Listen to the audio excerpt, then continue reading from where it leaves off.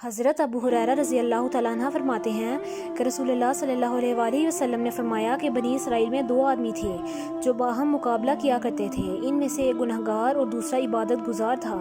جو عبادت گزار تھا وہ دوسرے کو گناہ میں مبتلا دیکھ کر برابر یہی کہا کرتا تھا کہ گناہ سے باز آ، گناہ سے باز۔ ایک دن ایسا ہوا کہ اس نے گناہ میں مبتلا دیکھ کر کہا کہ گناہ کو چھوڑ بھی دو۔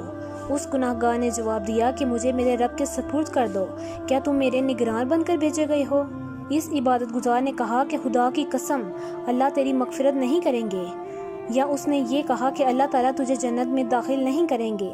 ان دونوں کی موت کا وقت آیا، دونوں کی روح کو قبض کیا گیا، پھر ان کو رب العالمین کے بارگاہ میں پیش کیا۔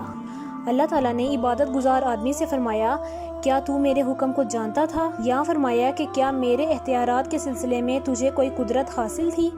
اور گناہگار شخص سے فرمایا کہ تم میری رحمت کے طفیل جنت میں داخل ہو جاؤ، اور دوسرے کے لیے فرمایا کہ اس کو دوزخ میں لے جاؤ۔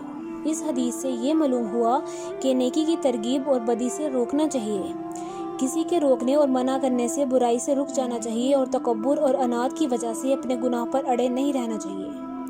مخلوق خدا کو اللہ کی رحمت و مغفرت سے نا امید نہیں کرنا چاہیے۔ بغیر علم کے اللہ تعالیٰ کے متعلق کوئی بات کہنا بھاری جرم ہے۔ جو شخص کسی دوسرے کو جنتی یا دوزخی قرار دے دے وہ در حقیقت اپنے لیے خدائی کا دعویٰ کرتا ہے۔